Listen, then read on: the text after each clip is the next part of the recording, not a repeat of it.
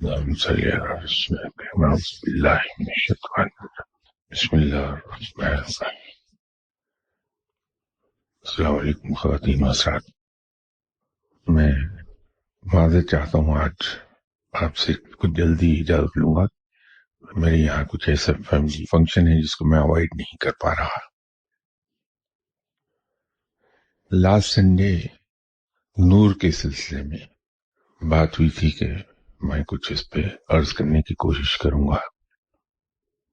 جس آیت کا حوالہ صاحب نے دیا تھا، اللہ آسمانوں اور زمین کا نور ہے.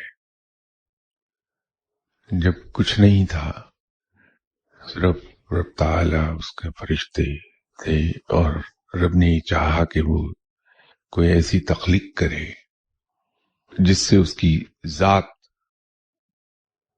کا اندازہ ہو سکے. جب یہ وقت تھا تو یہ صرف اللہ تعالیٰ کا نور تھا جو قائم تھا اس وقت، یا فرشتے تھے. رب تعالیٰ کا نور جس کو ریفر کیا ہے اس میں، یہ وہ نور اس کو ریفر نہیں کیا جو اس وقت سے پہلے تھا، یہ بعد کے وقت کو ریفر کیا ہوا ہے اس آیت میں. رب تعالیٰ کی ایک تو نور ذات ہے اس کا، اور ایک اس کا نور قدرت ہے.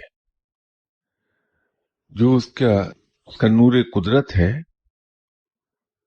وہ ہے بہت چمکدار دودھیا رنگ کا، جیسے کوئی مرکری ویپر لیمپ جل رہا ہو، اس کی روشنی جو جتنی چمکدار اور دودھیا ہوتی ہے. بہت زمانے میں ایسے خوش نصیب لوگ ہیں جنہیں اللہ تعالی نے شرف بخشا کہ اس نور کو کسی نہ کسی طریقے سے دیکھ لیا. اور ایک ہے اس کا نور ذات. یہ بہت کم لوگوں کو شرف حاصل ہوا کہ اس کی زیارت کر سکیں. اس نور ذات کا رنگ جو ہے وہ رنگ ہی دکھائی دیتا ہے، نور تو کسی کو دکھائی نہیں دیتا، اس کا جلوہ کوئی سہ نہیں سکتا.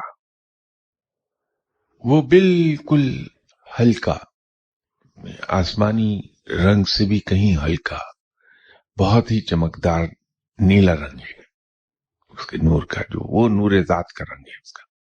یہ اللہ تعالیٰ دکھا دیتا ہے اپنے بندوں کو، اس رنگ کو دیکھ لیتے ہیں.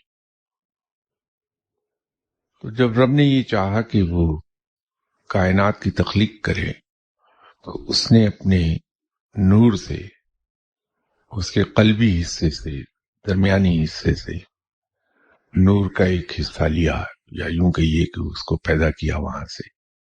اور اس نور کا جو روحانیت میں اصطلاحی نام ہے وہ نور المرورید ہے. اس نور سے آپ صلی اللہ علیہ وسلم کی تخلیق ہوئی ہے. پھر اس نور المرورید کے قلبی حصے سے رب تعالی نے ایک اور نور پیدا کیا جس کو نور الہدا کہتے ہیں. اس نور الہدا کے آگے پھر دو حصے ہو گئے. اس میں سے ایک کا نام نور الہدا ہی رہا، اور دوسرے کا نام وردۃ النور الہدا ہو گیا. جو نور الہدا ہے اس میں سے جو دو حصے لیے، نور المتقین اور نور العالمین. اس کا صحیح نام ہے نور الہدیٰ العالمین اور نور الہدیٰ المتقین. نور الہدیٰ المتقین سے دوسرے تمام انبیاء کی روحوں کی تخلیق ہوئی، اور نور الہدیٰ العالمین سے دوسری تمام انسانوں کی روحیں بنائی گئی. اس سے کئی ایک چیزیں ہماری سمجھ میں آ جائیں گی. جب نور المرورید کے قلب سے نور الہدا کو پیدا کیا جا رہا تھا تو نور المرورید شرم و حیا کی وجہ سے پردے میں چلا گیا. شرم و حیا کے پردے کی وجہ سے وہاں محبت پیدا ہوئی، اور اس محبت نے پھر सारी चीजों को जन्म दिया। तो वो जो ये कहा जाता है कि ये कायनात आप सल्लल्लाहु अलैहि वसल्लम की मोहब्बत के नतीजे में वजूद में आई है। आप सल्लल्लाहु अलैहि वसल्लम के लिए ये कहा जाता है कि आप सल्लल्लाहु अलैहि वसल्लम वजह तख्लीक कायनात हैं। वो नुक्ता है रूहानियत के अंदर। रब ताला के जो नूर है उसका नाम है नूरुल अलका, नूरुल लका भी उसको कहते हैं। तो नूरुल लका का रंग इतना चमकदार है कि उसकी चमक इस कदर बढ़ी हुई है कि वो स्याही माइल चमकदार हो गया है। जैसे एक चीज जब गर्म होती है तो उसे हम कहते हैं कि रेड हॉट हो गई, सुर्ख हो जाती है गर्म हो गए। लेकिन जब वो रेड हॉट से आगे ज्यादा गर्म होती है, उस पॉइंट को एक्सीड कर जाती है, तो वाइट हॉट हो जाती है, बिल्कुल सफेदी पकड़ जाती है। तो इसी तरह जो चमक है जब हद से बढ़ती है तो फिर वो अंधेरे में तब्दील होने लगती है। लेकिन वो अंधेरा इस किस्म का नहीं है कि जिसमें कुछ दिखाई न दे। उस शाही माल चमकदार नूर की मिसाल बिल्कुल इस तरह की है कि इंसान हालत नींद में अंधेरे में होता है, कोई देख नहीं पा रहा होता कुछ, लेकिन जब ख्वाब देखता है तो उसी अंधेरे में ख्वाब इतना वाज़े दिखाई देता है कि उसकी बारीक से बारीक डिटेल आदमी देख सकता है। खुद ख्वाब याद कीजिए तो आपको होगा कि अंधेरे के अंदर एक ऐसा पैच आ गया जो दिखाई दे रहा है। तो ये ऐसा शाही माइल चमकदार रंग होता है कि उसके अंदर बारीक सी बारीक डिटेल दिखाई देती है। जबकि नूरुल मरवारीद जो है उसकी शक्ल एक कतरे की सी होती है और इंतहाई चमकदार वाइट होता है। एक और नुक्ता जो हम ये कहते हैं कि हर चीज में अल्लाह का नूर बसा है, वो इस तफसील से हमारी समझ में आ जाएगी बात कि चूंकि कायनात की सारी चीजें तख्लीक हुई हैं नूरुल हुदा अल मुत्तकीन से, तमाम रूहें उसी से बनी, चीजें उससे बनी, तो इसलिए ये कहा जाता है कि हर चीज में अल्लाह का नूर है, उसमें अल्लाह का नूर बसता है। कि नूरुल हुदा अल मुत्तकीन या नूरुल हुदा अल आलमीन इनफैक्ट उसी का हिस्सा है। अगर वापस उसको बैकवर्ड वर्किंग करेंगे तो पता ही चलेगा कि वो नूरुल लका का हिस्सा बन जाएगा। आप सल्लल्लाहु अलैहि वसल्लम को ये शर्फ हासिल है कि आप सल्लल्लाहु अलैहि वसल्लम अर्श पर बुला लिए गए थे और बिलमुशाफा रब ताला से गुफ्तगू की, और उस वक्त रब ताला और आप सल्लल्लाहु अलैहि वसल्लम के दरमियान एक बारीक सा मुहीन सा पर्दा था। वो पर्दा भी नूर ही का था। तो रब ताला के नूर ने यूं पूरी कायनात को घेरे में लिया हुआ है और पूरी कायनात में वो बसता है नूर। ये नूर जिसका जिक्र आपने किया ये इस निस्बत से है। वो अब इसमें कहीं आपको कोई वजाहत चाहिए हो तो नेक्स्ट संडे मुझसे फरमा दीजिएगा। कोशिश करूंगा कि अगर वो मुझे उसके बारे में कुछ मालूम हुआ तो मैं जरूर अर्ज कर दूंगा। तो उम्मीद है इन साहब के सवाल का जवाब तफसील से मिल गया होगा। जो सवाल इन्होंने फरमाया था कि इस सूरा में अल्लाह ताला ने अपने नूर की एक मिसाल बयान फरमाई है, उस मिसाल की एक तफसीर तो वो है जो मुफस्सर हजरात ने की है, लेकिन इसकी वो तफसीर जो एक फकीर करेगा वो क्या होगी।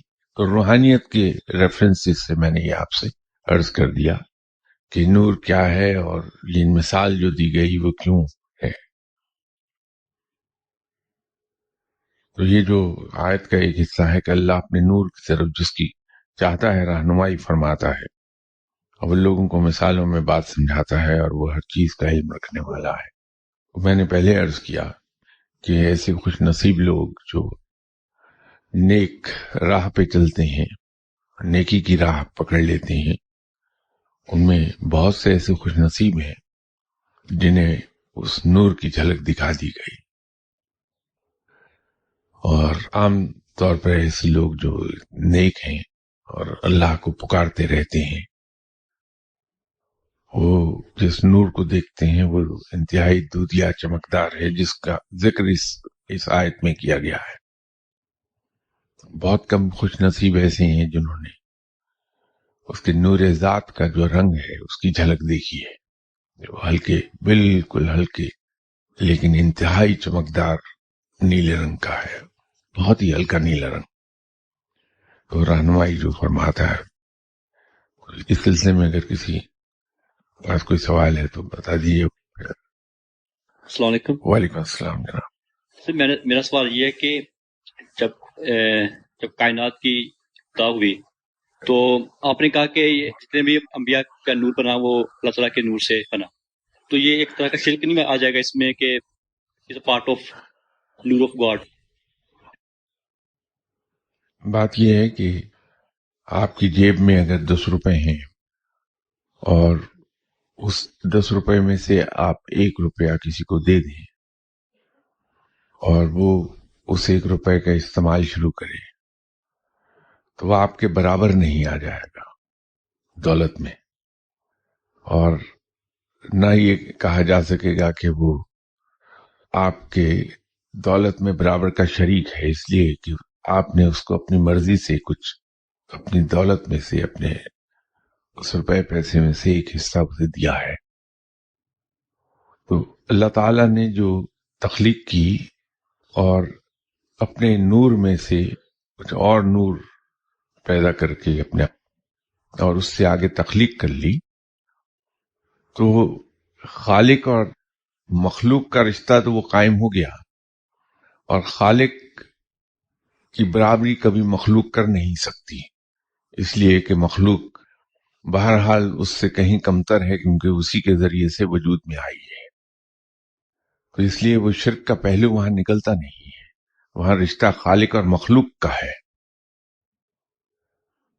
شرک اس میں نہیں آئے گا۔ شرک اس صورت میں ہو جائے گا اگر کوئی کہہ دے، معاذ اللہ، اللہ تعالیٰ معاف فرمائے، کہ جس کو اللہ نے تخلیق کیا وہ رب کے برابر ہو گیا۔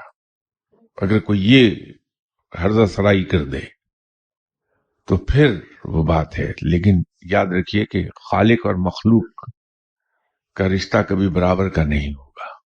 خالق بہرحال بہت سپیریئر ہے مخلوق سے۔ محترم شاہ صاحب السلام علیکم۔ وعلیکم السلام۔ جیسا کہ قرآن پاک میں حضرت موسیٰ علیہ السلام کا واقعہ درج ہے کہ انہوں نے خواہش ظاہر کی کہ میں اللہ کریم آپ کو دیکھنا چاہتا ہوں، تو اللہ پاک نے فرمایا کہ میں اپنی ایک تجلی ذاتی نہیں بلکہ صفاتی کوہ طور پہاڑ پہ ڈالتا ہوں، تو اگر تم اس کو دیکھ سکے تو پھر بعد میں مجھے دیکھ لو گے۔ اور پھر یہ واقعہ آتا ہے کہ وہ بے ہوش ہو گئے اور صحابی تھے وہ جان سے گزر گئے۔ تو جیسا آپ فرما رہے ہیں کہ کچھ نیک لوگوں کو اللہ پاک اپنی تجلی دکھا دیتے ہیں، تو یہ کیسے ممکن ہوتا ہے کہ وہ؟ دیکھیے، اس لیے میں نے 3 بار ریپیٹ کی تھی ایک ہی بات، کہ وہ رب کی تجلی نہیں تھی، اس کے نور کا ایک عکس تھا۔ نور کا عکس اللہ تعالیٰ خواب میں لوگوں کو زیارت کرا دیتا ہے۔ میں بار بار اسی لیے اس پر زور دے رہا تھا، کیونکہ مجھے معلوم تھا کہ یہ کنفیوژن آئے گا۔ رب کی تجلی کچھ اور چیز ہے،